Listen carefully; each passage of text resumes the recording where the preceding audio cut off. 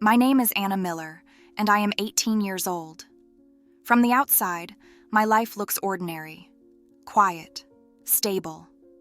But appearances are deceiving, and my story is anything but ordinary. When I was 10, my dad died in a car accident. I remember the sound of my mother sobbing late at night, her voice cracking under the weight of losing him. Back then, it was just the two of us, and for years, she worked tirelessly to keep our lives together. She always said she wanted to make sure I had everything I needed. She gave me love, stability, and safety, or so I thought. Then came John Parker, the man who would become my stepfather. My mother met him when I was 14. He was charming, charismatic, and made her laugh like she hadn't in years.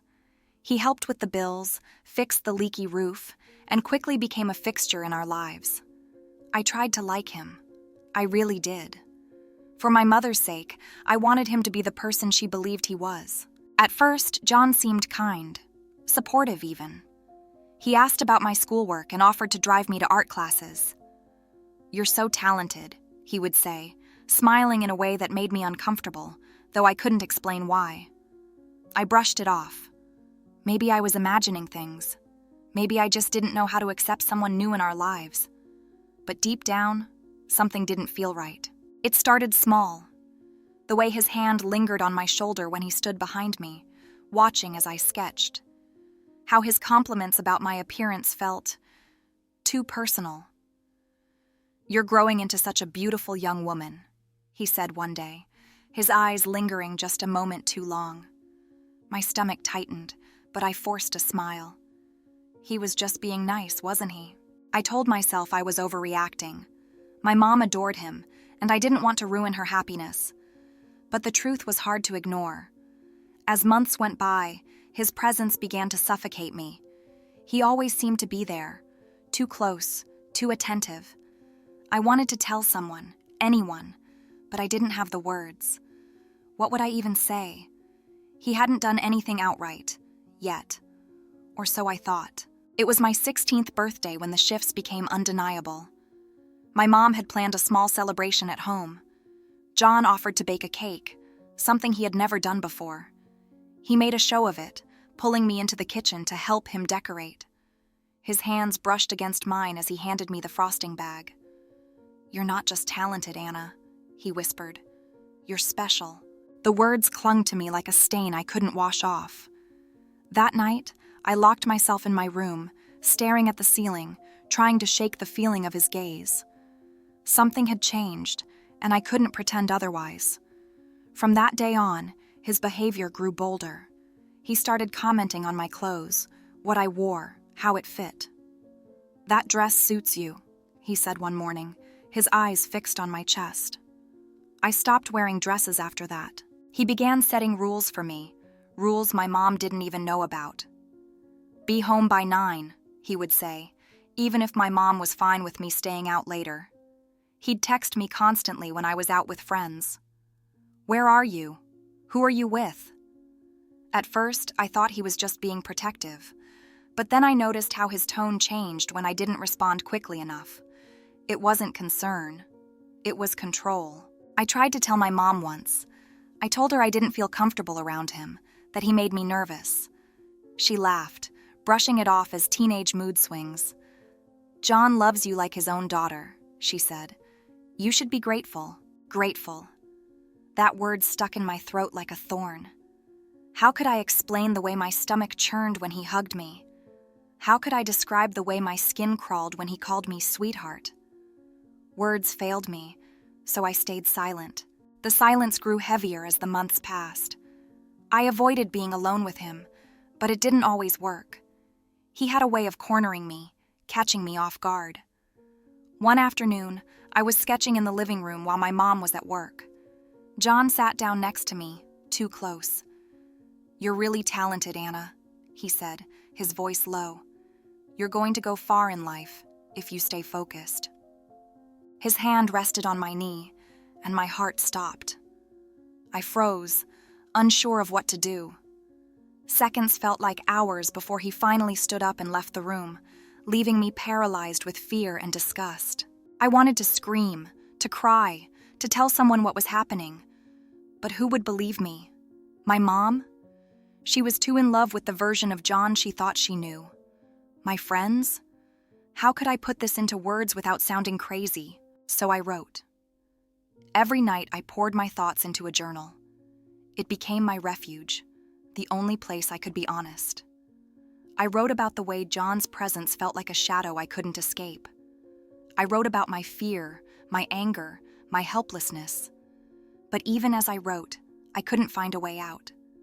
The walls were closing in, and I didn't know how much longer I could hold it together. By the time I turned 17, my life felt like a delicate thread, stretched too tight and ready to snap. John's presence loomed over everything.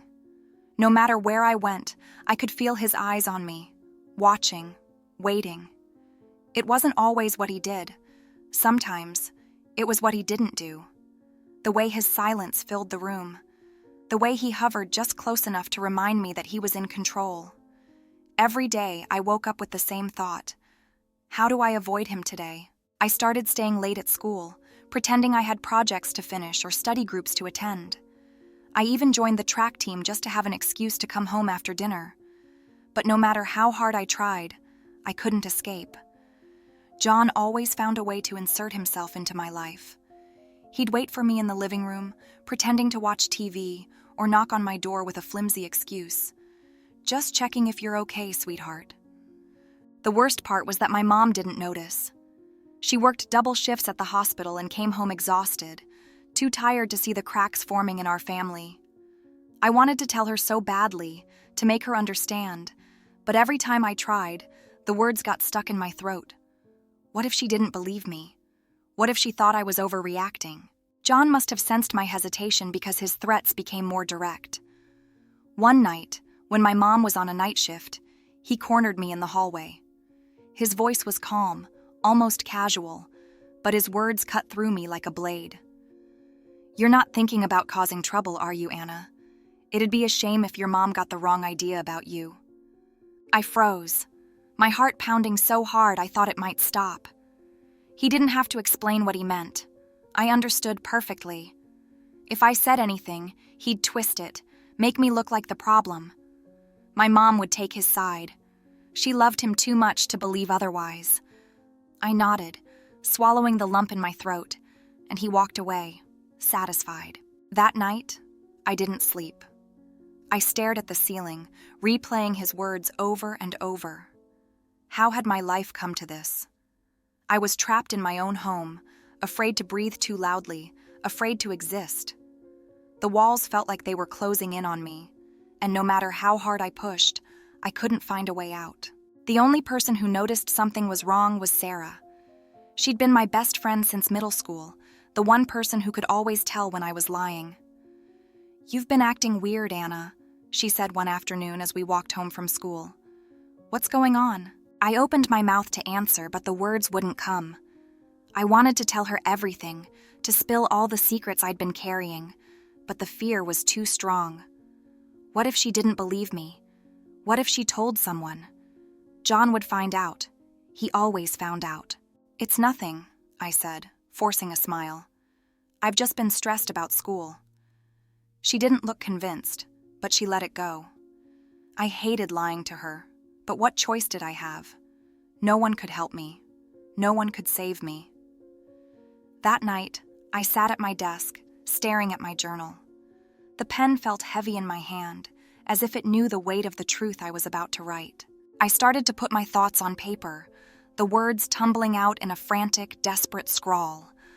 I wrote about the fear that followed me everywhere, the suffocating silence that filled our house, the way I felt like I was disappearing, piece by piece. But even as I wrote, I knew it wasn't enough. The journal was just a temporary refuge, a place to scream without making a sound. It couldn't fix anything. It couldn't protect me. And as much as I hated to admit it, I was running out of time. It started with little changes. I was always tired, but no matter how much I slept, the exhaustion never left. Then came the nausea. At first, I thought it was just stress. God knows I had enough of that. But deep down, something didn't feel right. I tried to push the thought away, telling myself it couldn't be possible. Not me. Not now. But when my jeans stopped fitting, I knew I couldn't ignore it anymore. I waited until my mom and John were both out of the house before searching online for symptoms. My hands trembled as I typed the words into the search bar. The results hit me like a brick wall. Every single symptom matched. My breath caught in my chest as the truth sank in. I was pregnant. The room felt like it was closing in on me. My ears buzzed and my vision blurred. I pressed my hand against the wall to steady myself, but nothing could stop the wave of panic crashing over me. This wasn't real. It couldn't be real. But it was. I grabbed my backpack and walked to the pharmacy 3 blocks away, my heart pounding with every step. When the cashier handed me the test, I couldn't even look her in the eye. Back home, I locked myself in the bathroom and stared at the box for what felt like hours. The instructions were simple enough, but my hands wouldn't stop shaking as I followed them. Then came the wait. 3 minutes had never felt so endless. When I finally looked, my worst fear was confirmed. 2 pink lines.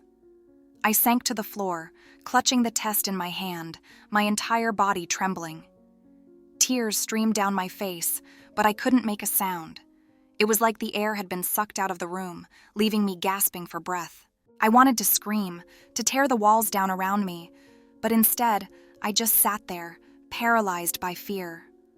What was I supposed to do? Who could I even tell? My mom? She'd never believe me. John? Number.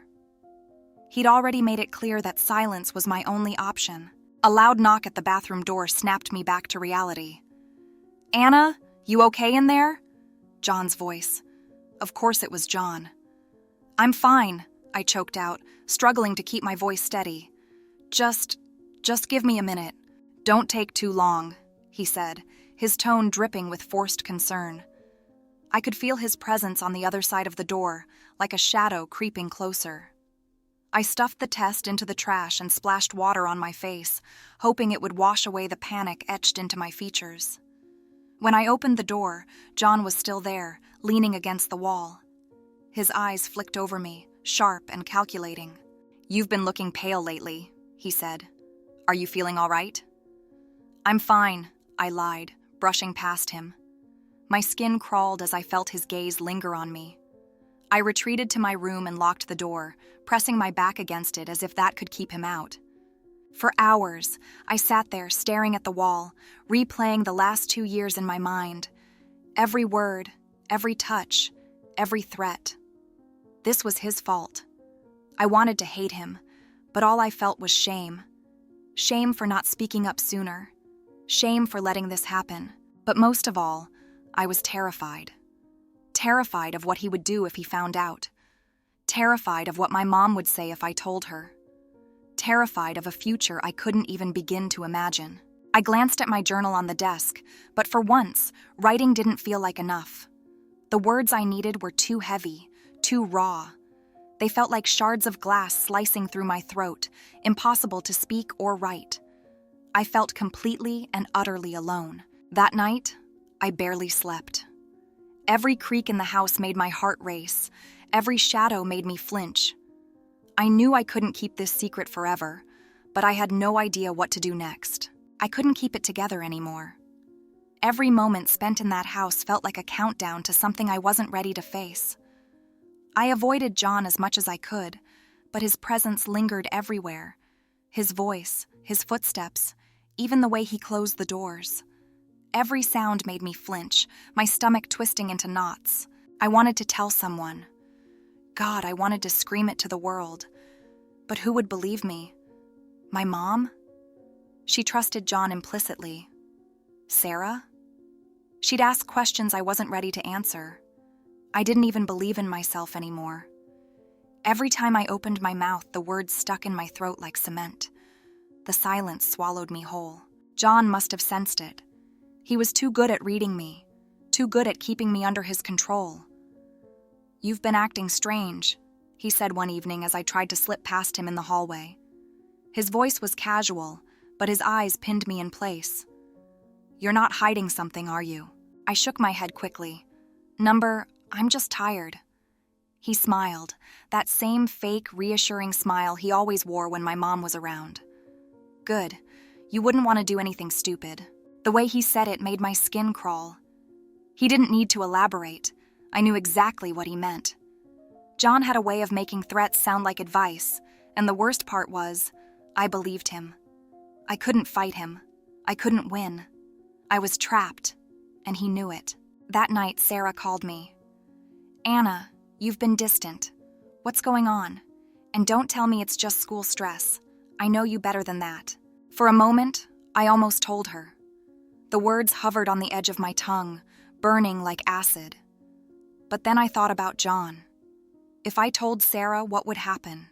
She'd want to help. She might tell someone. And John would find out. He always found out. I'm fine, I lied. Really, I am. Just tired. There was a pause on the other end of the line, long enough to make my heart race. You know you can tell me anything, right? Yeah, I said, my voice barely above a whisper. I know. I hung up and threw my phone onto the bed, tears streaming down my face. I hated lying to her, but what choice did I have? The fear was suffocating, wrapping around me like a noose. Even writing in my journal didn't help anymore. The words felt hollow, meaningless. Nothing could capture the weight of what I was carrying. Days turned into weeks, and the pressure only grew. Every time I looked at myself in the mirror, I saw it. My body was changing, betraying the secret I was trying so hard to hide. I started wearing baggy sweatshirts and avoided eye contact with anyone, even my mom. I couldn't let her see. Not yet, but pretending everything was fine was exhausting. I couldn't eat. I couldn't sleep. My grades were slipping, and my teachers started asking questions I didn't have answers to. Even Sarah began to pull away, tired of my constant excuses. I was losing everything. My friends, my future, myself. One night, I sat on the bathroom floor, clutching my stomach, tears streaming down my face. I couldn't keep this up. I couldn't keep pretending. The fear and shame were eating me alive, and I had no idea what to do. I knew I couldn't stay. Every day, the walls seemed to close in tighter, and the weight of the secret I was carrying became unbearable. The truth wasn't just in my head anymore. It was on my body, written in the way my clothes fit, the way I moved, the way I avoided my own reflection. It was only a matter of time before someone noticed.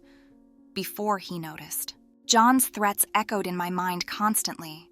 His voice wasn't loud, but it didn't need to be.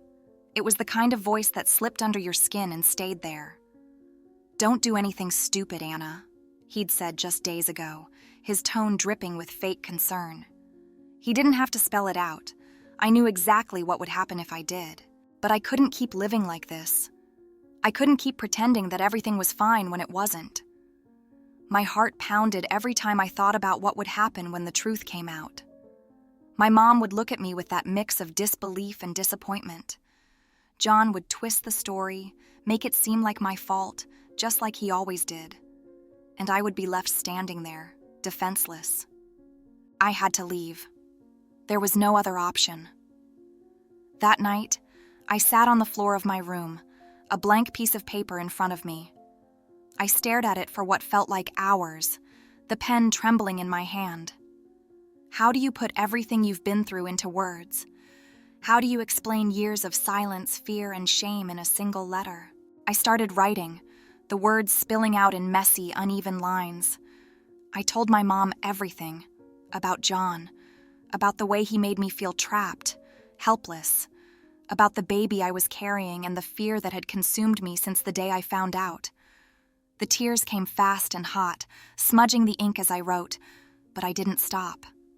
This was my only chance to make her understand. When I finished, I folded the letter carefully and placed it in an envelope. My hands shook as I wrote her name on the front. Mom. Just 3 letters, but they felt heavier than anything I'd ever written.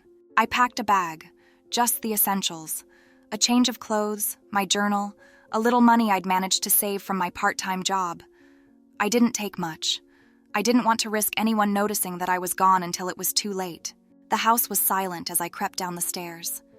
My heart pounded in my chest, every step feeling like it might give me away. I placed the letter on the kitchen table, right in the center where she would see it. For a moment, I hesitated. What if she didn't believe me? What if she blamed me? The thought was almost enough to make me turn back, but I forced myself to keep moving. As I opened the front door, the cool night air hit my face, sharp and bracing. I stepped outside, pulling the door shut behind me as quietly as I could. My hands were shaking, my breath coming in shallow gasps, but I didn't stop. I couldn't stop. If I turned back now, I knew I'd never leave. I walked down the street, my bag slung over my shoulder, the world around me eerily still. My mind raced with questions. Where would I go? What would happen next? Would my mom even care enough to come looking for me? I didn't have the answers. All I knew was that I couldn't stay in that house another second. The fear, the shame, the suffocating weight of John's presence. It was too much. I had to get away, even if I had no idea where I was going. For the first time in what felt like forever, I let out a shaky breath. It wasn't freedom, not yet, but it was a start. The street felt endless. Each step I took seemed to echo louder than the last, bouncing off the quiet houses around me. My hands gripped the straps of my backpack tightly, as though letting go would mean losing the tiny bit of courage I'd managed to summon. I didn't look back. I couldn't. If I let myself see the house one more time, I wasn't sure I'd have the strength to keep walking. Every shadow felt like John. Every rustling leaf or distant sound made my chest tighten. I kept glancing over my shoulder, expecting him to be there, his figure illuminated by the faint porch light. But the street stayed empty. Still, my legs didn't stop moving. Fear was driving me now, propelling me forward even though I had no destination. I tried to think of where to go, but my mind was a blur. Sarah was the obvious choice, but could I really show up at her door in the middle of the night? What would I even say? She'd have questions I wasn't ready to answer. And the thought of dragging her into my mess made my stomach turn. I pulled my phone out of my pocket, my fingers hovering over her name and my contacts. The screen seemed brighter than usual in the dark, making me feel exposed, vulnerable. I hesitated for a long moment before turning it off and shoving it back into my bag. Number I couldn't involve her. This was my problem, and I had to face it alone. As I walked, the weight of everything I'd left behind began to sink in. My mom. The letter. Would she understand? Or would she look at it and see me as the ungrateful, reckless child John always said I was? The thought made my chest ache, but I pushed it aside. I couldn't think about that right now. I had to focus on putting as much distance between myself and that house as possible. The night grew colder, and I pulled my sweatshirt tighter around me. My feet ached, but I didn't dare stop. The fear of John catching up to me was enough to keep me moving. My mind kept replaying his threats, the way his voice would drop into that low, controlled tone that sent chills down my spine. "You wouldn't want to do something you'd regret," he'd said once, his eyes locking onto mine like a predator sizing up its prey. But this wasn't regret. This was survival. After what felt like hours, I finally stopped at a small park at the edge of the neighborhood. It was deserted, the swings swaying gently in the breeze. I sank onto a bench, my legs trembling from the effort of walking so far. My heart was still racing, but for the first time that night, I let myself breathe. I opened my bag and pulled out my journal. The familiar weight of it in my hands was oddly comforting, like an anchor in the chaos of my thoughts. I flipped to a blank page and stared at it for a long moment, the pen hovering above the paper. There was so much I wanted to say, so much I needed to get out, but the words felt too heavy to write. Instead, I wrote one sentence. Just one.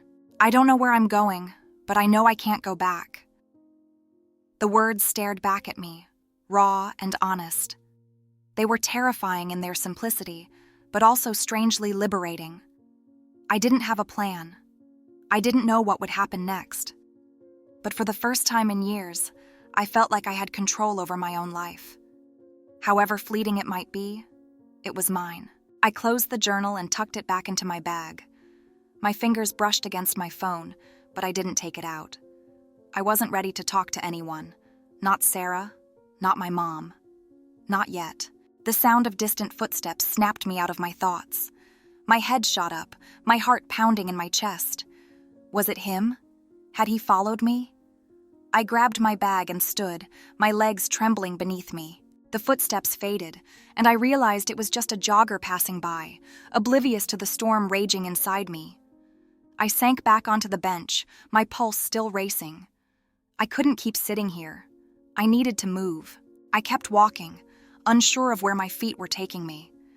Each step felt heavier than the last, as if the weight of everything I'd left behind was trying to pull me back. My chest ached with every breath, a mixture of exhaustion and the relentless swirl of emotions I couldn't shake. I didn't have a plan. I didn't have answers. All I had was the hope that leaving was the right choice, even if it felt like the hardest thing I'd ever done. The streets were empty, the occasional car passing by without so much as a glance. I wondered if anyone could see it in my face, the fear, the guilt, the desperation. Probably not. I'd gotten too good at hiding it. But the thought still lingered. What would someone do if they knew? Would they care? Would they help? I reached the edge of town and stopped at a bench near the bus station. My legs gave out beneath me, and I sat there, clutching my bag like it was the only thing keeping me tethered to reality. I pulled out my journal again, flipping through pages of messy, tear-streaked entries. It felt surreal, seeing my pain laid out so plainly in front of me. Every word was a reminder of what I'd endured, but also of why I couldn't go back. I stared at the page, my pen hovering over the paper. What could I even write? I'd said it all already, hadn't I? But somehow, the words kept coming. I don't know what's next, I scribbled. But for the first time, I feel like I can breathe. Maybe that's enough for now. I closed the journal and leaned back, letting the cool metal of the bench press against my skin. My eyes burned with unshed tears, but I refused to let them fall. Not here. Not now. I needed to stay strong, at least until I figured out my next move. Suddenly, my phone buzzed in my bag. I hesitated, my stomach twisting as I pulled it out. It was my mom. Her name glowed on the screen, and for a moment, I couldn't breathe. Did she find the letter? Did she know? My thumb hovered over the answer button, but I couldn't bring myself to press it. Not yet. I wasn't ready to hear her voice, to face whatever came next. I let the call go to voicemail, my hands shaking as I put the phone back. My heart was pounding, my mind racing with questions I didn't want to answer. What would she say when she found the letter? Would she believe me? Or would she side with John, just like I feared? The uncertainty was suffocating, but I reminded myself why I left. I couldn't keep living in fear. I couldn't keep waiting for someone to save me. This was my choice, my chance to take control of my life, even if it terrified me. I stood up, pulling my bag onto my shoulder. The bus station was quiet, a lone bench illuminated under a flickering streetlight. I didn't know where the next bus would take me, but it didn't matter. Anywhere was better than where I'd been. I took a deep breath, stepping forward into the unknown. What do you think about Anna's story? If you were in her shoes, what would you do? We'd love to hear your thoughts. Leave a comment below and let us know how you felt about her journey. If you had to rate this story, what score would you give it? Your feedback helps us improve and create better content. Don't forget to like, share, and subscribe to our channel for more stories like this. Your support means the world to us and helps us reach more people with meaningful, impactful content. Thank you for watching, and we wish you an amazing day filled with hope and positivity. See you next time.